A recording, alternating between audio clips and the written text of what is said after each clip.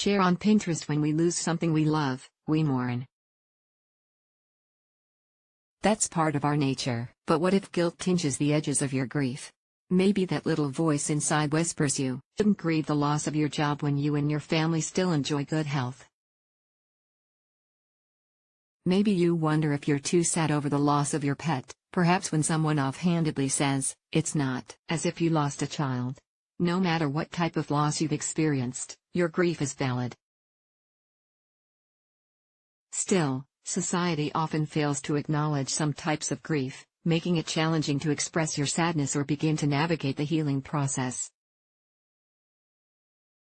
Disenfranchised grief, also known as hidden grief or sorrow, refers to any grief that goes unacknowledged or unvalidated by social norms. This kind of grief is often minimized or not understood by others, which makes it particularly hard to process and work through. Here's a primer on how disenfranchised grief shows up and some tips for processing a difficult loss.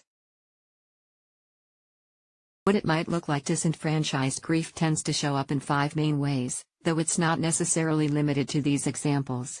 Unrecognized relationships. If you felt a need to keep your relationship private for any reason, you may not know how to express your sorrow when your partner dies. People may also struggle to understand when you mourn someone you never knew. This might include LGBTQ+ people who aren't out and feel unsafe grieving the loss of a partner, polyamorous people who lose a non-primary partner, particularly when no one knew about their involvement, death of a casual partner, friend with benefits, or ex-partner, especially when you remained closeted, death of an online friend or pen pal, death of someone you never knew, like an unknown sibling or absent parent, loss that's considered less significant. Many people don't see breakups or estrangement as significant loss, though you can lose someone permanently even if they're still alive. This type of loss can still cause deep, lasting distress. Some types of non-death loss include adoption that doesn't go through, dementia or Alzheimer's disease, loss of possessions, loss of your home country, loss of safety, independence, or years of your life to abuse or neglect, loss of mobility or health. Society also tends to minimize grief associated with certain losses, such as the death of a mentor, teacher, or student, a patient or therapy client, a coworker, an honorary relative, like a friend's child. Loss surrounded by stigma. If the circumstances of your loss lead others to judge or criticize you, you might get the message that you're supposed to grieve alone. Unfortunately, some losses draw more stigma than compassion. The reactions of others might make you feel ashamed or embarrassed instead of comforted. Some people who want to offer sympathy and support may not know how to respond to grief related to something not often discussed, such as infertility, death by suicide or overdose, abortion, miscarried or stillborn child, estrangement with a loved one, experiencing addiction, loss of cognitive function, or severe mental health issues, loss of a loved one convicted of a crime and imprisoned. Grief after an abortion can be a particularly complex example of disenfranchised grief. While society might disregard this grief, the person experiencing it might also invalidate their own grief because it resulted from a decision they made. Exclusion from mourning. If you lose a loved one who wasn't a romantic partner or part of your immediate family, you may face implications that you have less of a right to mourn them. In reality, it's absolutely normal to grieve the loss of anyone you had a meaningful relationship with, including a best friend, extended familia, classmate, and ex. People also sometimes assume certain groups lack the capacity to mourn, including children, people with cognitive impairment or loss of function, people with developmental disabilities, people with serious mental health conditions. Grief that doesn't align with social norms. Most societies have unofficial rules about grief that include expectations around how people mourn their losses. If you've recently experienced a loss, people may expect you to cry and visually show sadness. In other ways, withdraw from social events, slows your appetite, sleep a lot. If you express your grief in other ways, people may seem confused or accuse you of not mourning your loss.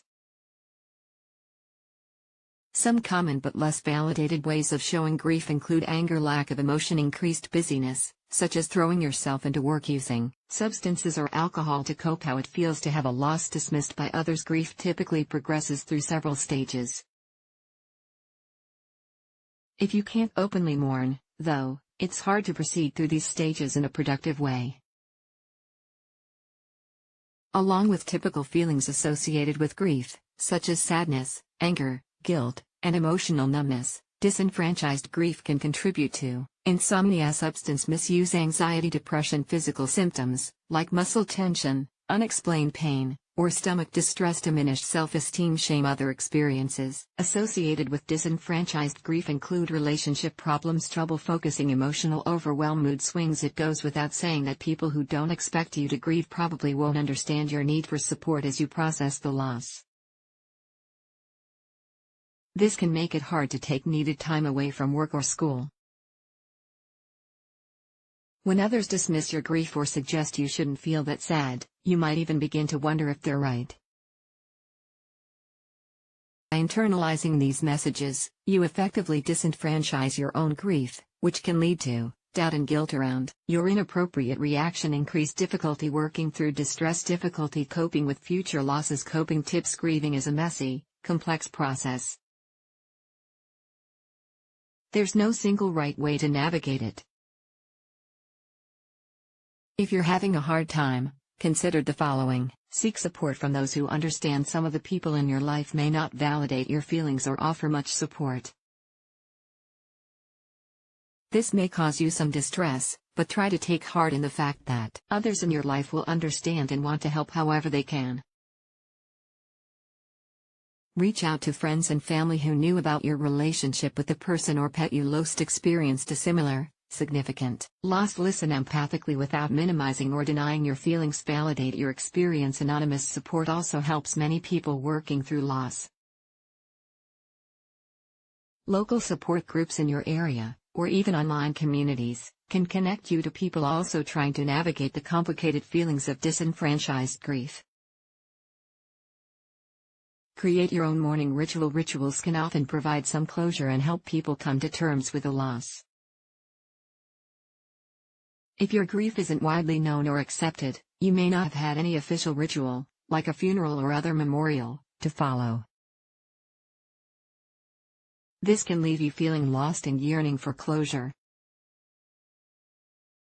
Creating your own ritual can help you reach a point of acceptance that enables you to move forward. Some example rituals include boxing up an ex's possessions after a breakup, writing a letter to say goodbye, planting a tree in your loved one's honor, making a collage of photographs and mementos, holding a memorial on your own in a place that holds significance. Don't be afraid to ask for what you need. It's possible your loved ones want to offer support, even if they don't understand your grief, but feel unsure of what you need. This often happens when it comes to losses by suicide, miscarriage, and other circumstances people find difficult to discuss. You may not know exactly what will help, either. That's completely normal. But if you need something specific, let your loved ones know. This can give them a concrete way to be there for you. You might say, for example, I don't want to be alone. Could you keep me company for a while? Can you help me find a distracting activity? I'd like to talk about it. Do you mind listening? Getting help. It's not always possible to work through grief alone. Disenfranchised grief, in particular, may be particularly hard to overcome without professional support. Grief counselors and other mental health professionals can help you acknowledge and accept your loss while validating your pain. If you've buried your distress and struggle with self-disenfranchisement, a therapist can normalize your feelings, help you realize it's okay to mourn, offer a safe, judgment-free space to express grief, provide resources on peer support or self-help groups. Processing grief isn't exactly fun, but it's important.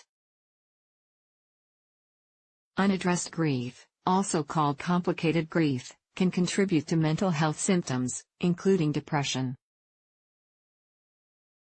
Support from a professional is recommended if grief doesn't improve in time, you notice frequent mood changes or difficulty managing emotions, physical symptoms don't improve, you have thoughts of suicide or self-harm. It's also wise to reach out for help if your grief begins to affect your responsibilities or personal relationships, or you continue to lack interest in the activities you usually enjoy. If you need help now, if you're considering suicide or have thoughts of harming yourself, you can call the Substance Abuse and Mental Health Services Administration at 800-662-HELP, 4357. The 24/7 hotline will connect you with mental health resources in your area. Trained specialists can also help you find your state's resources for treatment if you don't have health insurance.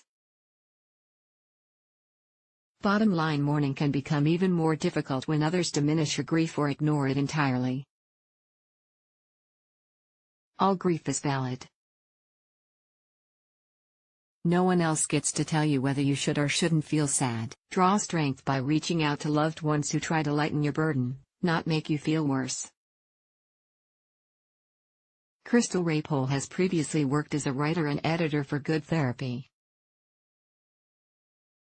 Her fields of interest include Asian languages and literature, Japanese translation, cooking, natural sciences, sex positivity, and mental health. In particular, she's committed to helping decrease stigma around mental health issues.